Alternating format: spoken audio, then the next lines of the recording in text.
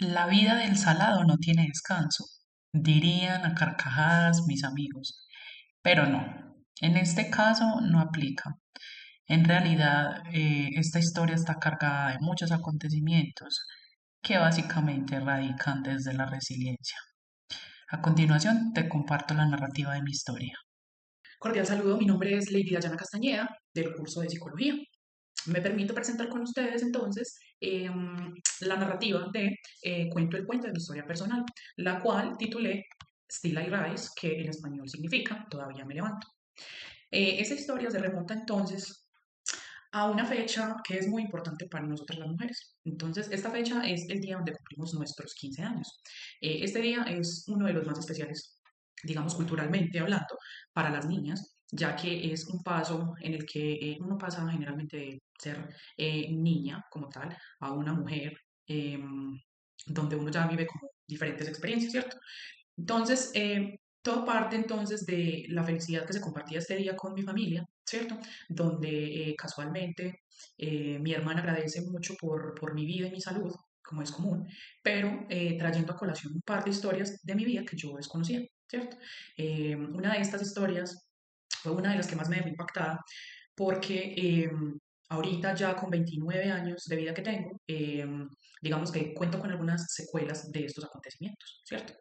Entonces, en esta historia, ella me empieza a narrar que cuando yo tenía un año de vida, por una situación pues ajena como a mí y resultado, digamos, de la falta de cuidados de parte de mi madre, nos llevan a bienestar familiar a mis dos hermanos mayores y a mí. En este lugar termino internada en una clínica para niños, ¿cierto?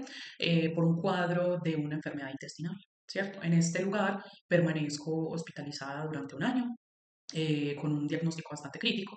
Me relata mi hermana entonces que eran épocas muy difíciles donde pues ella pensó que pues yo no iba como a sobrevivir a este proceso, eh, donde ella se escapaba para estar como pendiente y al cuidado mío. Entonces digamos que de ahí en adelante se empiezan pues como a pasar diferentes acontecimientos. Desde niña siempre he sido muy resiliente.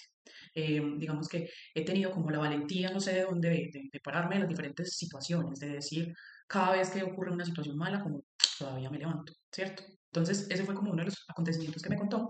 Debido a esta hospitalización, entonces yo decía que tengo secuelas actualmente, que desconocía por completo, y es que cuento con la mitad de mis riñones, pues porque fue una estancia de un año, y pues en ese tiempo, digamos que no habían como muchos medicamentos que cuidaran como esta parte, ¿cierto? Ese fue entonces uno de los primeros acontecimientos. Otro de ellos entonces fue, digamos que a medida que fui creciendo, ya esta parte del bienestar familiar se solucionó, terminamos viviendo finalmente con unos tíos que lograron como sacarnos del bienestar familiar. Posterior a ello, entonces, volvemos a los cuidados de mi mamá. Con mi mamá, entonces, continuaba la situación de un tema de abandono, entonces prácticamente mi hermana y yo nos convertimos en los papás de mis hermanos menores. Eh, Convertirse en papás de alguna forma obligada es una situación bastante compleja, es una realidad que le pasa a muchos de los niños en Colombia debido a la pobreza extrema, porque pues digamos que es un factor común que las personas, que las mujeres sean madres solteras y por la precariedad entonces terminan teniendo un montón de hijos que digamos que prácticamente se levantan ellos mismos, como nos tocó pues en el caso de nosotros, ¿cierto? Una pregunta muy reiterativa era, ¿qué va a pasar conmigo en un futuro? O sea, ¿cuál es el futuro que me espera? ¿Cuál es el destino que voy a tener? Siempre, siempre me preguntaba como esto, porque pues uno siempre espera ser mejor.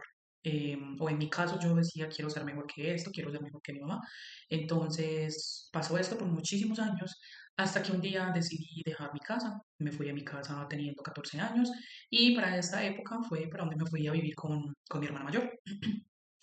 En este momento ya estaba, digamos, un poquito madura para la edad que tenía y ya me tocaba, digamos, tratar de disfrutar la infancia que no tuve.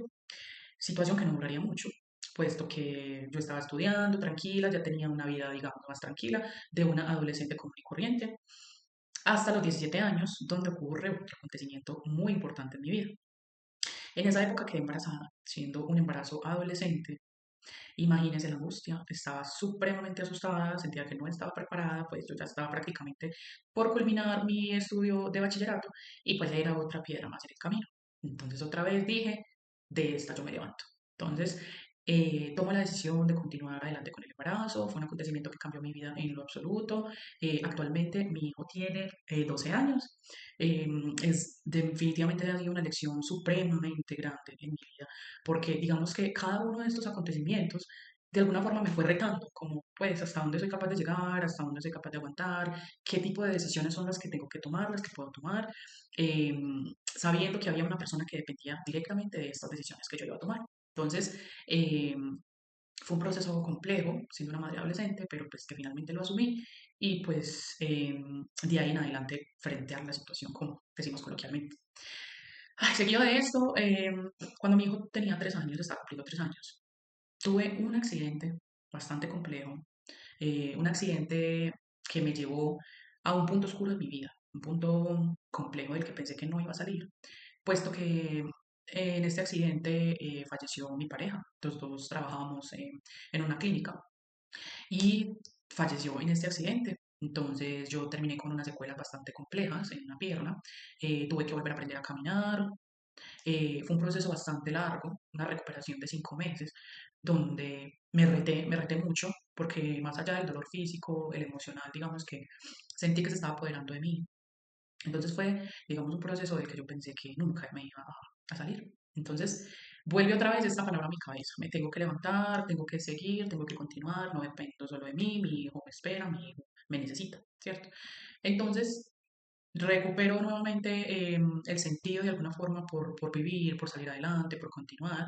Ya para esta época yo estaba ya, me había graduado ya como auxiliar de enfermería y pues digamos que el trabajo de alguna forma fue mi refugio. Yo en ese tiempo no vivía con mi hijo, entonces fueron impulsos para continuar adelante, para continuar dándole valía a esa palabra resiliencia. Entonces, a partir de ahí simplemente entendí que en la vida vamos a tener distintos tropiezos de gran o menor magnitud, pero que nos tocan de ponernos ante absolutamente todo, que no sabemos definitivamente perdón, no sabemos hasta qué punto somos capaces de aguantar nosotros algo doloroso, ¿cierto? Solamente lo sabemos hasta que vivimos como tal la situación. Eh, Después de este proceso siento que tuve como una especie de renacer, porque claramente cuando uno está cerca de la muerte, pues uno trata como de ver la vida de otra forma.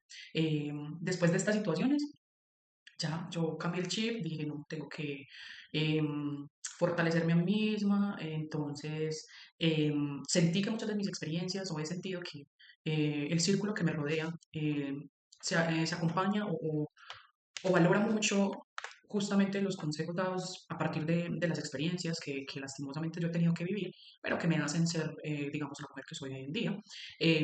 Por esta razón y otras más, decidí estudiar psicología y darle como un rumbo diferente a mi vida.